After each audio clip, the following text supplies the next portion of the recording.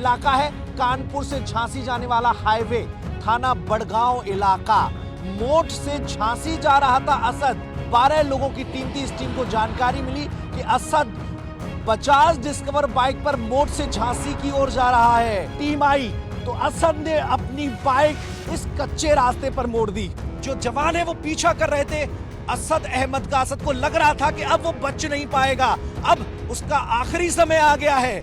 5 लाख के इनामिया असद अहमद को कैसे मार गिराया गया, कैसे इनकाउंटर हुआ गुलाम का, वो सिलसिलेवार तरीके से हम आपको समझाते हैं।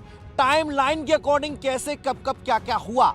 देखिए ये इलाका है कानपुर से झांसी जाने वाला हाईवे, थाना बड़गांव इलाका। मोट से झांसी जा रहा था असद गुलाम के साथ, ऐसी जानकारी एसटीएफ की टीम को मिली। एसटीएफ की टीम झांसी में बीते 1 हफ्ते से मौजूद है। एक टीम जिसकी अगुवाई डीएसपी नवेंदु कर रहे थे और दूसरी टीम जिसकी अगुवाई डीएसपी विमल कर रहे थे। 2 कमांडो इस टीम का हिस्सा थे। 12 लोगों की टीम थी। इस टीम को जानकारी मिली कि असद बजाज डिस्कवर बाइक पर मोट से झांसी की ओर जा रहा है।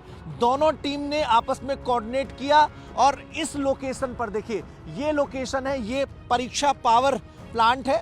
यहां परीक्षा बांध बना हुआ है।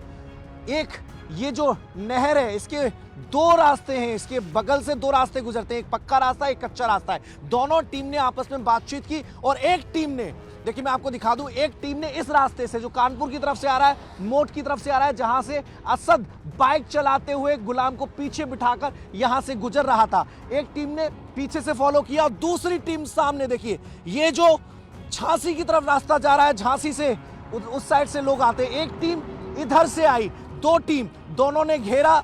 असद इस रास्ते से होकर वहां जो दूसरा हिस्सा है, एक पक्की सड़क जाती है इस नहर के और दूसरी तरफ जो ऐश डैम है उस तरफ जाती है, वो कच्ची सड़क है। असद ने कच्ची सड़क की तरफ अपनी बाइक मोड़ दी। मुझे बताना बहुत जरूरी है कि ये वो रोड है जहां से अतीक अहमद 1 दिन पहले ही पुलिस बल टीम के साथ गुजरा था। पुलिस की टीम अतीक अहमद को साबरमती जेल से लेकर निकली थी और इसी रास्ते से गई थी। और यहीं पर देखिए ये जो बैरिकेडिंग आपको नजर आएगी, ये वो रास्ता। जब पुलिस की टीम पीछा कर रही थी, एसटीएफ की टीम पीछा कर रही थी और एक टीम सामने से आ रही थी, तो असद के पास बच निकलने का कोई रास्ता नहीं था।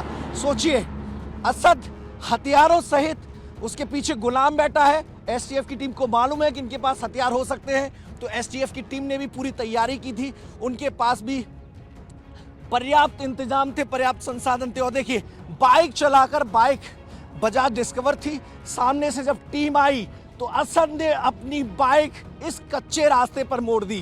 देखिए बैरिकेडिंग लगाए गए हैं, इस कच्चे रास्ते पर अपनी बाइक मोड़ दी।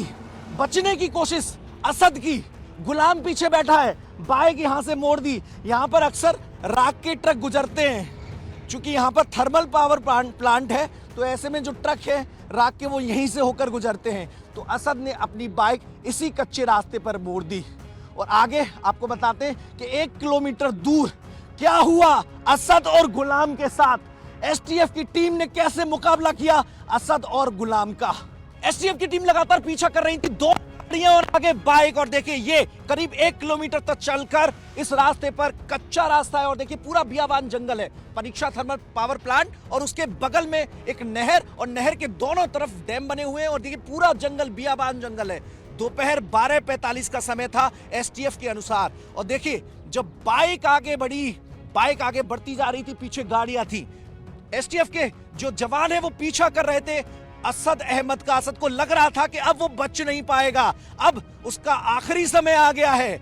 लेकिन चूंकि अतीक अहमद का बेटा, जैसा कि अतीक अहमद कहता है कि वो शेर है, लेकिन यहां पर असद की सारी हेकड़ी निकल गई। देखिए वो स्पॉट जहां पर घटना घटी, यहां तक आते आते चूंकि लगातार गाड़ी स्पीड में थी, बाइक को तेजी से भगा रहा था, कच्चा रास्ता है, देखिए बहुत सारे गड्ढे भी हैं, ऐसे में कई बार बाइक डिसबैलेंस हुई और देखिए यहां पर आकर बाइक गिर गई, एकदम देखिए बाइक गिर गई। चूंकि ये बहुत गड्ढा है, यहां से बाइक डिसबैलेंस हुई और अचानक देखिए यहां से बाइक इस गड्ढे में गिर गई और ऐसे बाइक गिरी। असद ने, एसटीएफ के कर्मी भी बाइक गिरने के बाद उतरे, असद ने सीधे फायरिंग करना स्टार्ट कर दिया। कई राउंड की फायरिंग हुई। जो आसपास लोग थे, जो बकरी चरा रहे थे, जो इस डैम के पास गांव के लोग खेती कर रहे थे, उनका कहना है कि उन्होंने गोलियां चलने की आवाज सुनी।